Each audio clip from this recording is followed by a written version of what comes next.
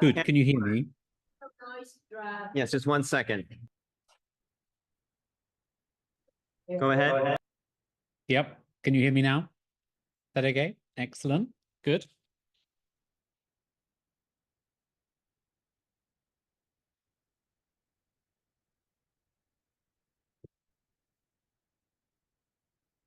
So just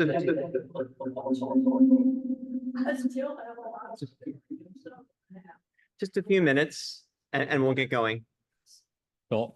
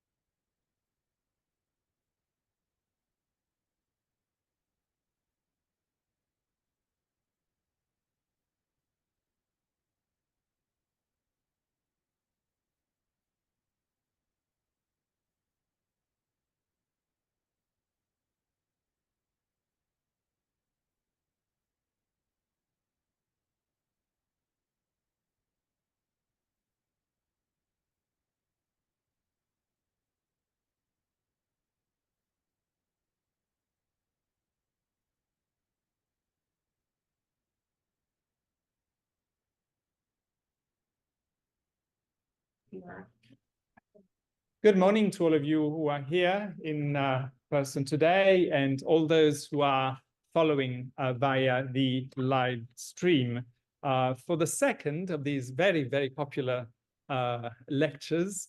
I've been kind of following, counting the viewers, and I have to say, I told Canon Ward already that these are the most popular lectures we have throughout the year. So it's a real pleasure to be here today and to welcome Canon Robin Ward. It doesn't need much introduction, but I'm going to do it all the same for the people who are joining for the first time. He has been the principal of St. Stephen's House in Oxford since 2006, almost 20 years. And St. Stephen's House is an Anglican theological foundation with an affiliation to Oxford University. His initial theological studies were in patristics, the study of early church history and theology. Since then, he has taught moral theology, Christian ethics, ecclesiology, the doctrine of the church, and sacramental theology. And is a member of the Faculty of Theology and Religion at the University of Oxford. So we are very grateful to welcome Canon Ward. Today, the topic is John Mason Neale, who lived between 1818 and 1866. And we are eager to learn more. Just in terms of format, Canon Ward is going to talk for a while, and then we're going to have a short Q&A. But because of the format, I will ask you to ask your questions, and I will relay the questions to Canon Ward. Thank you so much. Thank you. It's lovely to be back with you again this week to talk about one of the key figures of the Anglo-Catholic revival in England and wider than England as well in the 19th century. Last time I spoke to you, I was talking about Jeremy Taylor, who was one of the most influential of the 17th century Anglican divines, a person who really, in the first generation, if you like, of those brought up as Anglicans from birth and baptism, was able to articulate a spirituality and an ascetical theology and a moral theology based on Anglican texts and Anglican practice.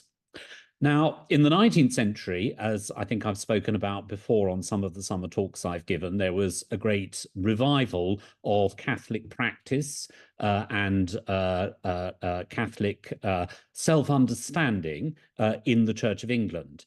This was a consequence of a variety of different influences, the Romantic movement, the way in which the Whig government in the 1830s in England seemed to be about to disestablish the church, the way in which liberalism spreading from Germany seemed to be threatening the sort of dogmatic and creedal basis of Christianity. And in reaction to that, in England and elsewhere, but particularly in England, there was a phenomenon that first came to be called the Oxford movement, sometimes called the Tractarian movement, because it produced a literature called tracts, which was spread around the country to educate the clergy. So John Mason Neale is a figure who comes in the second generation of those who were most influential in the Oxford movement. The ones who were most influential at the beginning, John Henry Newman, who became a Roman Catholic in 1845, Edward Bouverie Pusey, the Regius Professor of Hebrew at Oxford, who lived into the 1880s, and John Keble, the great poet of the movement. Those three really were the ones who at the beginning were most influential in setting out the principles and the precepts and the practice of the Oxford movement. But it's important to remember that the Oxford movement at the beginning was a very intellectual movement. It was one that was very much based on books and on preaching, and didn't really have, to begin with, for perfectly understandable reasons, much of an influence on how Christian practice in Anglican churches in the Church of England and elsewhere, was actually carried out. John Henry Newman had never been to a Roman Catholic church service, it seems, certainly not to Mass, until he actually became a Roman Catholic.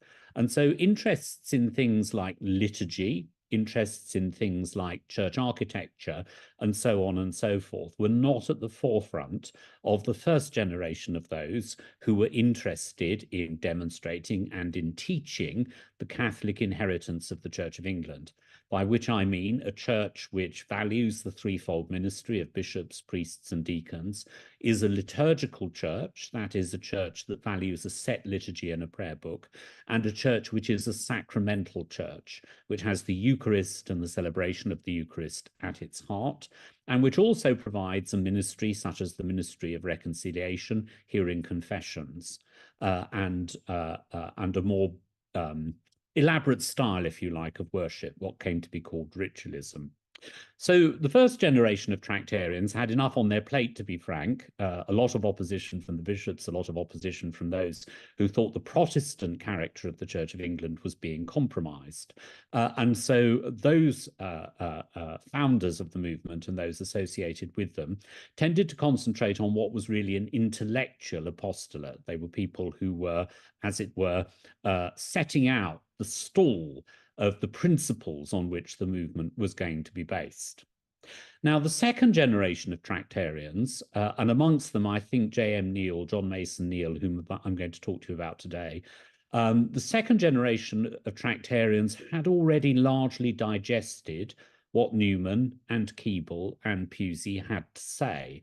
And their contribution was going to be rather different. Their contribution was going to be, as it were, perhaps lived in a larger room than one might say, certainly of Pusey and Keble, if not of Newman, because they were students of interests that were in some ways rather broader and in some ways rather more influential practically than the sort of issues that most concerned certainly Keble and Pusey. Important and critical though their theological work was. And John Mason Neale is a really good example of this second generation of Tractarians. And he's a person whose work and whose thought surrounds us in the way that we worship and the way that we think about Anglican identity in the most conspicuous way. Because the things that interested him were things that had an enormous effect on the way in which Anglicans, particularly Catholic-minded Anglicans, came to conceive of what a church should look like, what should go on inside a church, how we should worship, and what sort of things we should say and sing in church, as well as other things that he introduced, which I'll go on to talk about a little later. John Mason Neale had a relatively short life. He lived to the age of 48. He was always an invalid. He had, as so many Victorians did, what I presume were tubercular troubles with his chest and with his breathing, which debilitated him. And so he never really settled down to what you might call a sort of full-time job. He was the warden of a college called Sackville College in East Grinstead in Sussex, which was a very small community of essentially a sort of gated community for the elderly, if you like, a Victorian college of that sort. And although he was married and had children, and although he was extremely industrious, he never lived the sort of energetic life that some people, even at that stage, were already exercising in the slums of London and elsewhere, taking the principles of the Oxford movement out of the university and into the towns and cities of industrial England and addressing the social and religious issues of the day. So Neale had quite a withdrawn life in that sense. He wasn't in the heart of controversy at Oxford or Cambridge. He was essentially the warden of a very small and quiet college in the English countryside. But from there, his influence permeated really throughout the Church of England, and also more broadly into the Anglican Communion, as we see beginning, particularly traces of it in Scotland and then later in the United States, as his principles began to be received by people like church architects, people like clergy who were looking to change and improve, as they saw it, the services and the way that they were conducted. So if we begin with Neale's intellectual background, one of the most important things about Neale is that whereas most of those involved with establishing the Oxford movement, naturally enough, came from Oxford, Neale came from Cambridge. And it's worth saying a little bit more about this. The two English universities, and there were only two until the 1830s, were both established in the Middle Ages, Cambridge after Oxford, but for reasons really which are peculiar. By the time Neale became an undergraduate at Cambridge, the universities had already become very different. At Oxford, the main study was the classics, Greek and Latin, and followed by philosophy and ancient history. Whereas in Cambridge, really because of the legacy of Sir Isaac Newton and also because of peculiar circumstances about the way people were examined in Cambridge by the university, the study of most of the university was mathematics. And Neil was no good at mathematics. He couldn't do it. But people were just sort of sent to Oxford or Cambridge according to family or county loyalty. And if you couldn't do what was asked of you when you got there, that was really your problem. But Neil had the good fortune to go to the largest Cambridge college, which was Trinity College. And Trinity College was the college which specialized uniquely in Cambridge, as well as in mathematics, but also very much valued fluency and learning in Greek and Latin. And Neil was probably the best technical classicist of his time in terms of being able to translate Greek and Latin and to write in Greek and Latin. But because he was no good at mathematics, he couldn't take an honours degree. And so he was not eligible really to be a college fellow. And that's why after he was ordained, he went off to work in some parishes and then went off to Sackville College. So the important thing about Neil to begin with is that he was a Cambridge person and not an Oxford person. He wasn't associated with those who were the disciples of Pusey, Newman and Keble in that way. He was an independent thinker. And his work really began, the first thing that we would notice about Neil in our own experience is that when he was at Cambridge, he was one of the instrumental people in founding what was called the Camden Society in Cambridge, the Ecclesiological Society. And this society was founded in 1839, and the society was dedicated to the promotion of an approved form of architecture for churches. And that form of architecture was Gothic architecture, that Gothic was the Christian architecture. If you think about your church, St. Thomas's, and if you think about those of you who know Oxford, St. Stephen's House, both are splendid Gothic edifices built in the 19th century. And if you think about it, they're built in the age of electricity, they're built in the age of steam, they're built in the age of empire, they're built in an age in which modern progress seemed to be the be-all and end-all of the new industrial societies. And yet we see everywhere, certainly the energy of the Victorians as church builders in England, and especially in London, and you see in your own city that your church is a Gothic church. It is built on principles that were laid down in the Middle Ages. So let's ask ourselves why that might be. Well, we can trace it back, in fact, to J.M. Neil and to those who founded the Camden Society with him in the late 1830s, who said that there was such a thing as Christian architecture. Now, the Gothic revival obviously is a lot bigger than just one or two church builders. You know, in England, we have Pewgian and the Houses of Parliament, we have St. Pancras Railway Station, and you have equivalents, I know, in the United States, in New York especially. But we just do need to be reminded quite how strange that is. If you think of the sort of New England churches that were built in the 18th century, that style of building, classical facade with the spire in the center, and then think about how church building changed so drastically almost overnight. That's because of those who, in the 1830s, decided to teach that Gothic was the form of Christian architecture that was to be preserved, and went away and learned how to build Gothic churches again, which in itself was a very new thing. People didn't have experience of that. A few people in the 18th century had a go at doing it and weren't very good at it. But we see in those who followed on from Neil, in the Ecclesiological Society and the Cambridge Camden Society, a dedication to learning about Gothic forms and to doing Gothic architecture properly. And that really has transformed, if you like, the look of Anglicanism. You know, we have a bit of an expectation now that churches will look like your magnificent church or a church scaled down from that. Not really quite like medieval Gothic, but even so, the pointed arch and Gothic style is the best for a church. The other thing that Neil was very important about, there were two things that he was very insistent about. Firstly, that churches should have chancels. Those of you who've ever visited Wren churches in London will know that they're quite flat. They're like sort of boxes in which everyone can hear what's said from the pulpit and where the altar is very near to the people. Whereas Neil said that there ought to be a chancel, and in that chancel there ought to be a surpliced choir.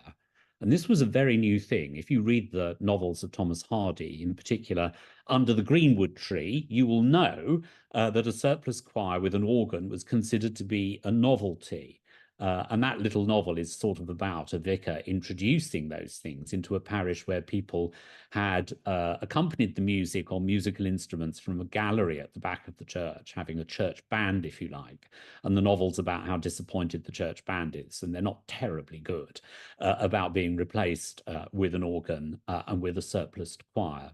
So J.M. Neale was one of the people who said that this is what a church needed, that you needed to have a chancel with a surpliced choir in which the choir sang. And that arrangement has now become obviously a very typical one. You're familiar with it in your own church.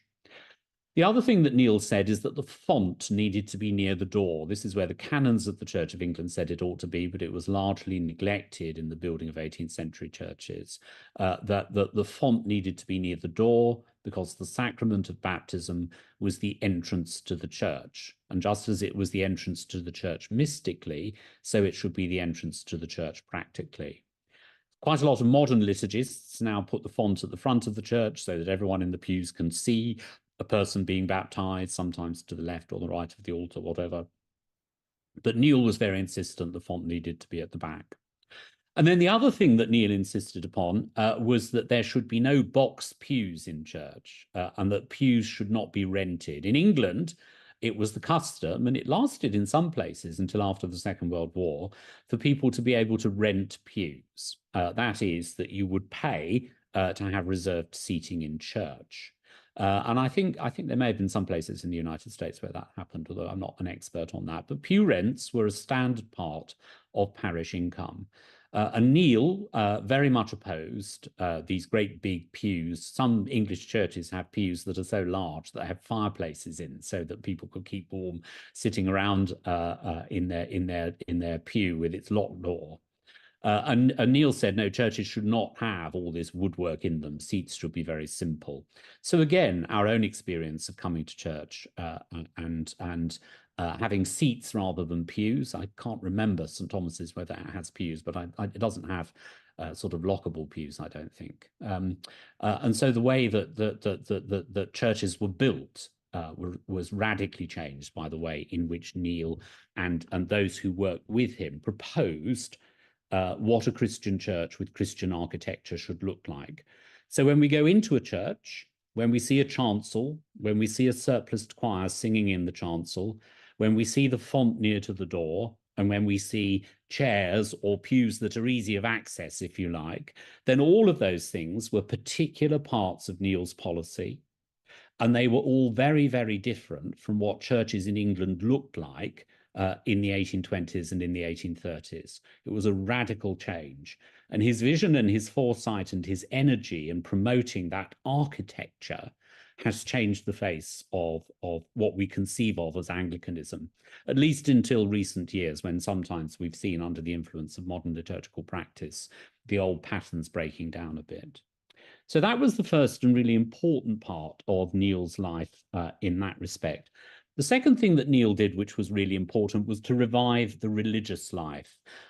He was absolutely clear that there needed to be monks and nuns in the Church of England.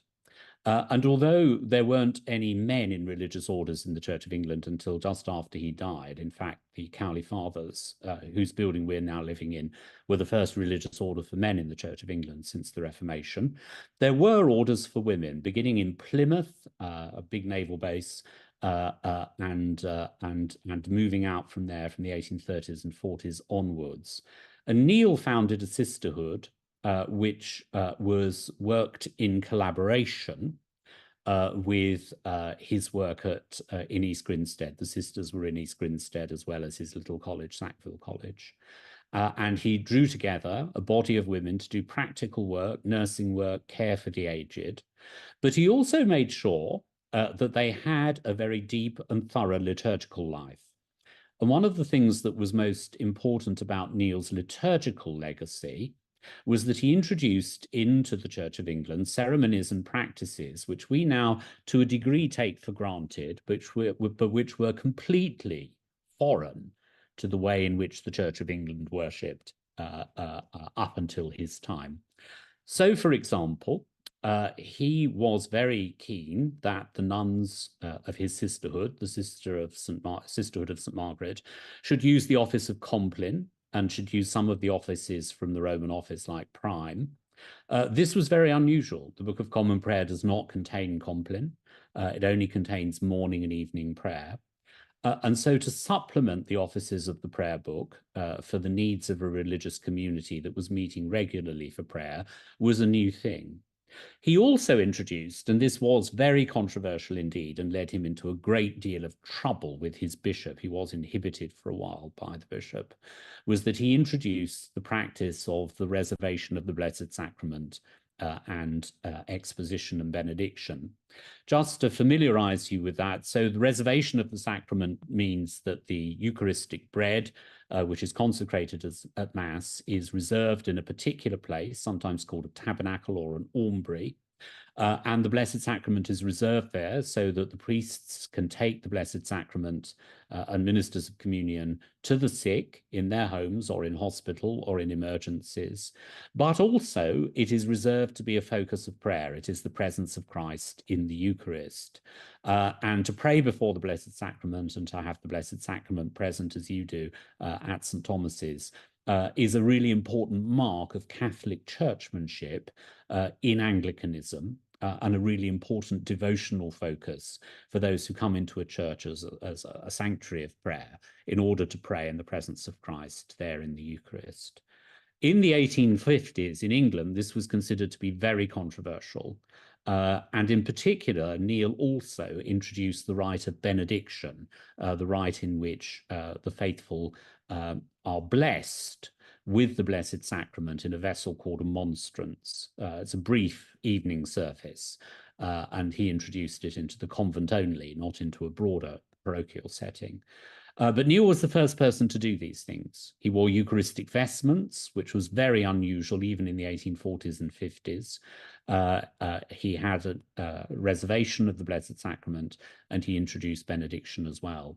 And so he was a pioneer, if you like, in those things, and was greatly persecuted for them. The Bishop of Chichester, although largely sympathetic to Neil's work, did inhibit him from the exercise of his priesthood because he wouldn't obey what the bishop understood to be the law about these things. So Neil, as an innovator, is not only an innovator in terms of the setting of worship in terms of architecture, but he is also an innovator in terms of the performance of worship and introducing into the Church of England for the very first time into his religious community public devotion to the Blessed Sacrament reserved in church. And this has an enormous effect on Anglican Eucharistic piety. Not all churches reserve the sacrament, but in those that do, even those that don't have benediction or services surrounding it, nevertheless, the sacrament as a focus of devotion and not simply as a convenience to enable people to take communion to the sick quickly is a very important part of Anglican piety, and became particularly important actually in England around the time of the First World War, when people wanted to come into churches to pray and feel the presence of Christ very near to them in the sacrament as they prayed for those who were in grave danger during the war. So Neil begins that. That begins with Neil. He is the first individual, really, to make that an important part of Anglican spirituality, which he did with his sisterhood. And the sisters took vows. That was another important thing that Neil wanted to do. Some sisters had taken vows before, but for Neil, to be to be in a religious order meant that you had to take formal vows. And he encouraged the sisters to do that and enabled them to have a rule, which meant that they could take vows, the religious vows of poverty, chastity, and obedience. One of the ways in which Neil is most familiar to us today is as a hymn translator and a hymn writer as well. Perhaps his most famous is Good King Wenceslas looked out on the Feast of Stephen, but many other hymns that we sing, particularly translations of Latin and Greek hymns into English. There are 63 of his hymn translations in Hymns Ancient and Modern, and I think something like 97, I think it is, in the English hymnal. He was the principal translator of Latin and Greek hymns into English of his generation. Now, I want to say something a little bit about that to just emphasize why that's important. In the Church of England, up until the 1830s and 1840s, there was hardly any hymn singing. We think of Anglicans as being hymn singing people, but in fact, really most of what Anglicans sang liturgically would have been metrical versions of the Psalms, Tate and Brady, Sternhold and Hopkins. Some of the hymns that might be familiar to us now, as pants the heart with cooling streams, when heated in the chase, that's a metrical psalm translation. So at morning and evening prayer, the people would have sung the psalms appointed for the day, but they would have sung them to these metrical tunes, and that was allowed by the law. And in prayer books of the 18th century, very often in England, you find metrical psalms printed as well. But there was very little, if any, hymn singing. The Methodists sang hymns, and the Wesleys both were great hymn writers. Some other evangelicals, one thinks of the poet Cowper, the Olney hymns, also wrote hymns. But on the whole, there was very little hymn singing in Anglican worship other than the metrical psalms up until the 1830s and the 1840s. And the earlier generation of Tractarians were very skeptical about hymn singing. They felt that hymn singing contained bad doctrine.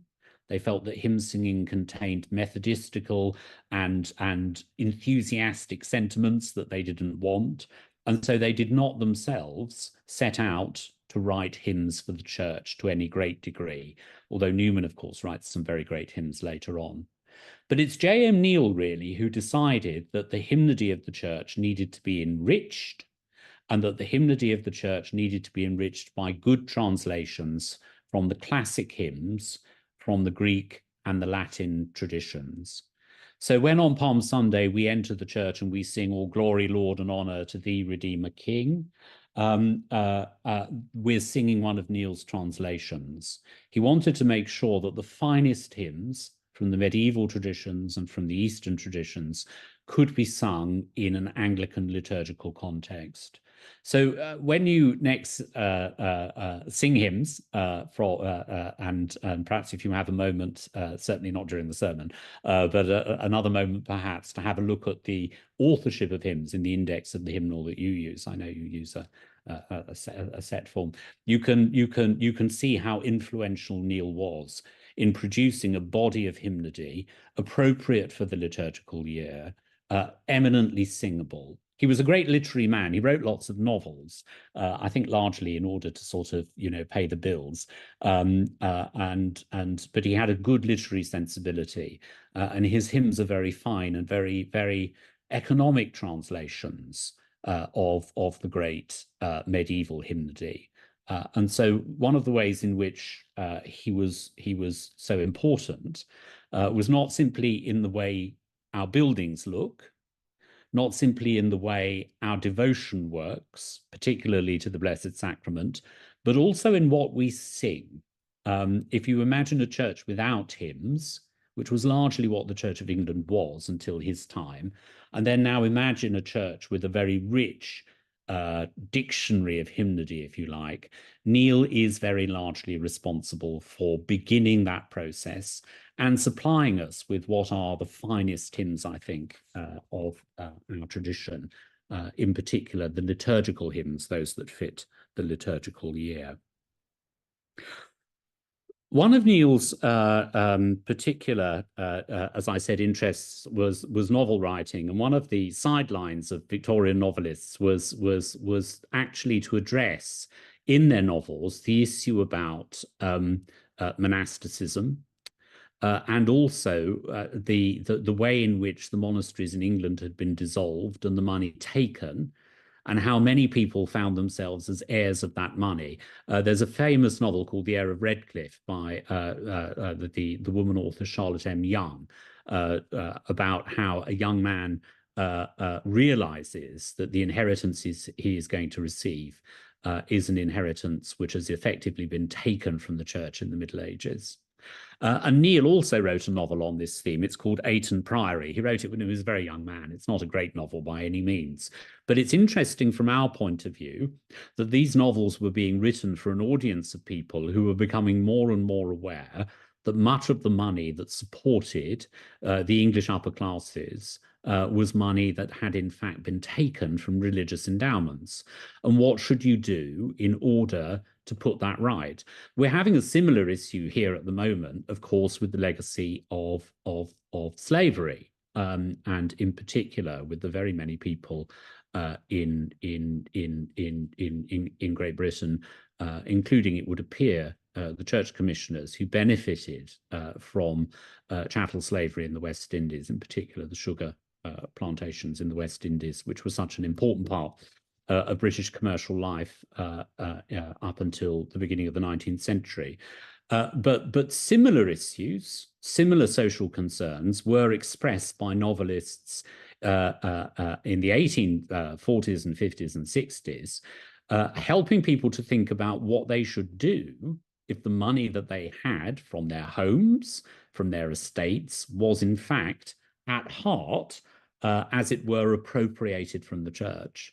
And Ayton Priory is an interesting novel because it has the person who lives in Ayton Priory and his son discuss what they're going to do about this, and they decide that they're going to set aside a certain amount of money as a reparatory thing to enable a new parish church to be built and some important parish work to be done. They don't give the whole of the money back. But it's an interesting sideline, I think, about people trying to work out and to think that these were popular novels, that people wanted to think about the past, what had happened to the church in the past, and how they could be just in the present age. And so that's an important sideline of Neil's work. He was a very prolific novelist, but none of his novels are still in print, and I think probably for good reason. The last thing about Neil, which is important, is his commitment to what we would now call ecumenism. He was very interested in the life of churches outside England. This is, as I said, rather uncharacteristic of the first generation of Tractarians. So Dr. Pusey hardly ever travelled. He went to Germany when he was young. Keble didn't travel very much, apart from to go on holiday, really. Newman, again, went to Rome, was trained in Rome, but was not really a person who you would describe as particularly engaged with foreign sites and foreign experiences and so forth. And he was certainly very uninterested in what you might call diversity of liturgical practice. Neil, because he was so interested in Eastern liturgies and the translation of Greek hymns and Greek hymnody for the church, was fascinated by the Eastern churches. And although the opportunities for travel that he had to meet actual people in Eastern churches were quite limited, he had a trip to Dalmatia, which was then in the Austro-Hungarian Empire, and to Montenegro. He never got as far as Russia. He was very, very interested in the history of the Eastern Church, and he was very interested in the liturgy of the Eastern Church. And so he wrote a very substantial and still, I think, engaging history of the Eastern Church for the benefit of those in England who were interested, if you like, in a non-Roman form of Catholic faith and practice. And this becomes quite an important theme amongst Anglican Catholics, that reunion with Rome looked impossible. And various aspects of the Roman Catholic Church, in particular the push for papal infallibility, made the Roman Catholic Church look quite unappealing. And so as a consequence of that, people started to look for allies elsewhere. And Neil is a very interesting example of that, and his history of the Eastern Church and his attention to Eastern liturgies is a really particular aspect of the way our Anglican tradition came to embrace a very sympathetic understanding of orthodoxy and a sympathy with orthodoxy as persecuted as well. At the time that Neil was able to make those visits, it was largely because much of orthodoxy was part of the Ottoman Empire, oppressed in the Ottoman Empire, or was part of the Tsarist Empire as well, which was seen as increasingly despotic. England, of course, being at war with Russia over the Crimea in the 1850s. The other interest that Neil had was in the old Catholic churches as they developed.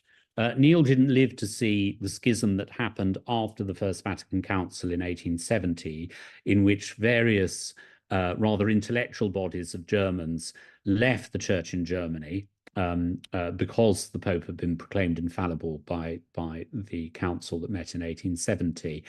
But there was a very curious remnant of Dutch Christians who were called Old Catholics, whose history came as a result of a row between Rome and the local church in the early 18th century in Utrecht, in the city of Utrecht.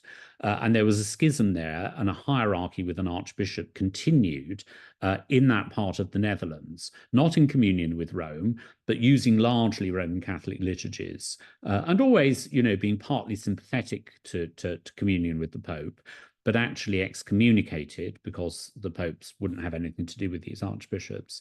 And Neil wrote a history of this group and also set up close personal relations with them because they were becoming increasingly dissatisfied with the direction of papal policy in Rome, in particular the definition of the Immaculate Conception as a doctrine necessary for salvation, which Pius IX did in 1854.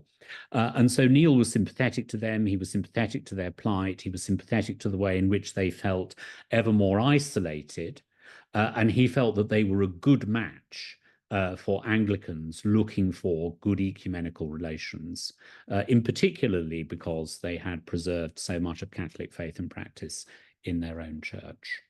So Neil was an ecumenist, and his interests and the directions in which he pointed people were very important for Anglican ecumenism going forward. At one point, Old Catholic bishops from the 1930s onwards started to participate in Anglican ordinations, and our relationships with the Orthodox Church, and particularly over the recognition of Anglican orders, became very important in the 20th century, and Neil was a pioneer in all of this work. The last thing I want to say about Neil is that he wrote a commentary on the Psalms. And his commentary on the Psalms is one that you wouldn't read now in an academic context. But I find it, and other people I've recommended it to have found it a very good, it's a 4-volume commentary on the Psalms. It's essentially a collection of patristic material and medieval material interpreting the Psalms as an anticipation of Christ, which was the way in which the Psalms were always seen and prayed by the church until modern critical methods started to put people in a different direction. But Neil's commentary on the Psalms is a wonderful anthology of patristic and medieval commentary on the Psalms. He died before it was finished, and it was finished off by editors. I think, in fact, he only finished the first of the 4 volumes, and the rest was put into shape by his friends. But Neil's commentary on the Psalms, I think, is still a living book. It's one that I use, actually, because those of us who are bound to pray the office, the daily office, morning and evening prayer, need help with living the Psalms and with making the Psalms a living accompaniment to the worship of Jesus Christ. And I find Neil's commentary actually to be a hugely important one. Again, coming back to his consciousness that liturgical worship had to live, and it would live through the warmth, if you like, of a closeness to Christ. And that closeness to Christ would come through the quality of worship, through the way in which the symbolism of the Christian faith was expressed in buildings, in rites, in devotional habits, and also in music and in singing. So that was his legacy. So J.M. Neil, a name that you'll see at the end of various hymns, most probably, but a person who is absolutely a pioneer of so much of what we as Anglicans now not take for granted, but assume as part of the furniture, if you like. But was by no means part of the furniture until he and those people that he worked with outlined, if you like, a program for resacralizing Anglicanism, and by imbuing it with a spirit of mystery and devotion and continuity with the best of the medieval past. Thank you.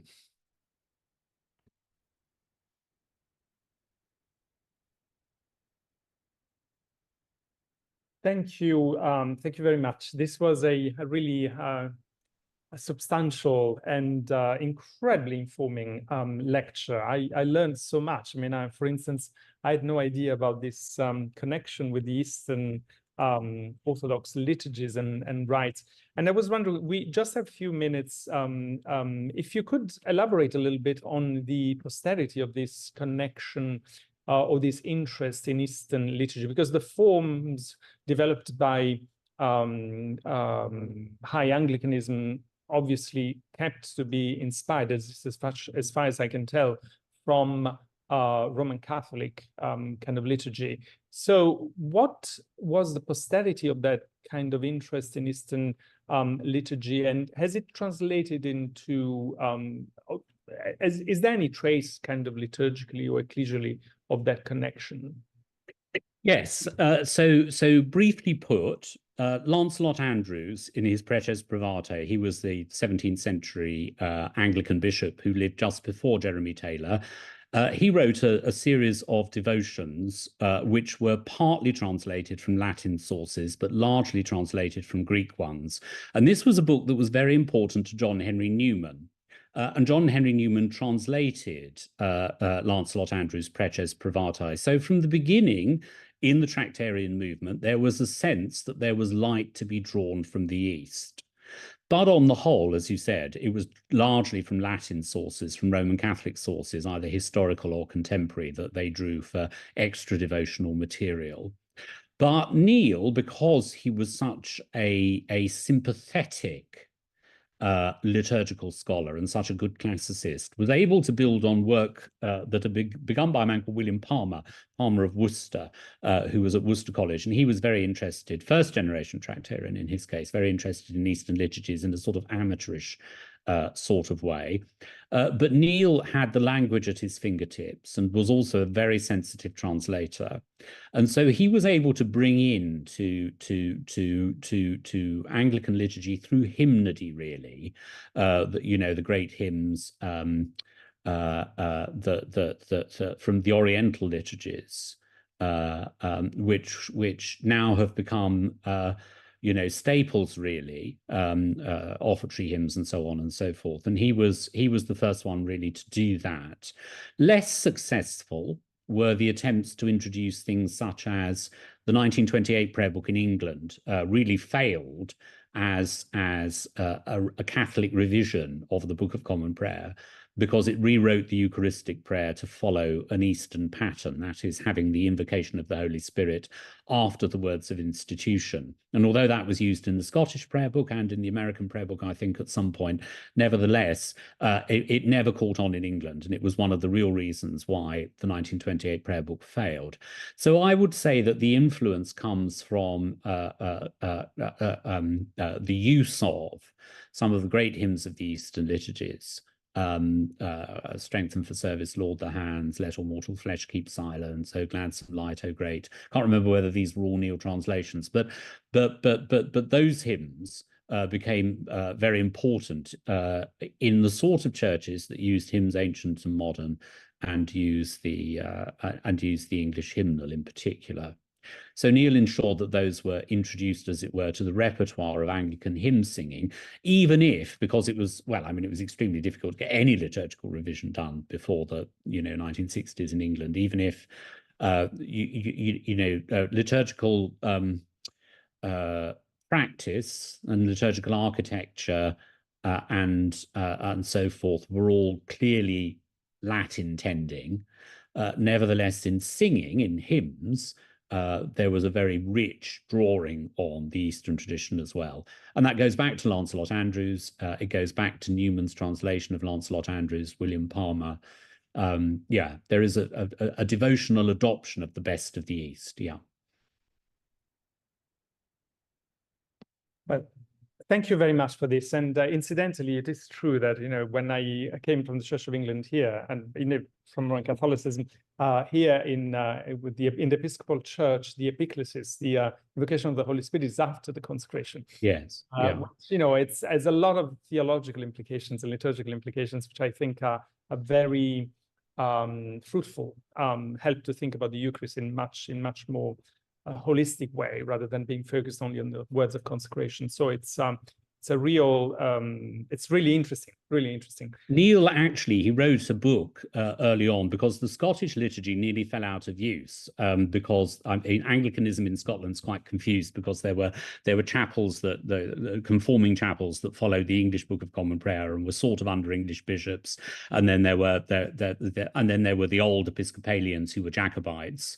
And Neil wrote one of his earlier works was a book defending the Scottish liturgy and urging the Scottish bishops, such as they were, not to let the Scottish liturgy fall out of use, which it seemed about to do so in the 1840s. And so Neil was interested in that as well. And so I think that would be a qualification actually to saying it was just about hymns. You know, Neil was very keen in making sure that this liturgy, which had this epiclesis, this invocation of the Spirit after the words of institution, should not drop out and be replaced by just using the English prayer book.